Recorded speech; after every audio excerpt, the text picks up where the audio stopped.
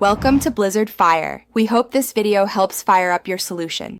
In this video, I will explain how to set up a virtual card with Capital One.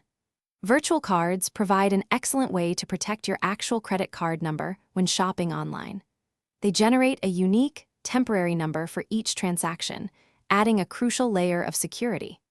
This process helps prevent your primary card details from being compromised, giving you greater peace of mind with every online purchase. We will walk through the simple steps together. To begin, you will need to access Capital One's digital assistant, Eno. This is your gateway to managing and creating virtual card numbers. You can typically find Eno by logging into your Capital One online banking account. Look for the Eno browser extension, which is a convenient tool, or navigate directly to the virtual card section within your account portal. It is a straightforward process to get started. Now that you are in Eno, the next step is to generate your virtual card number. Simply select the option to create a new virtual card.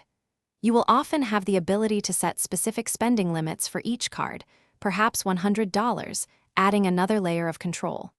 Choose the merchant or purpose for this new number, and Eno will instantly provide a unique, temporary card number for your use.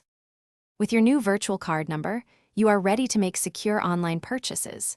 Simply use this unique number at checkout, just as you would with your physical card. Remember, you have full control. Virtual cards can be paused or deleted at any time through Eno.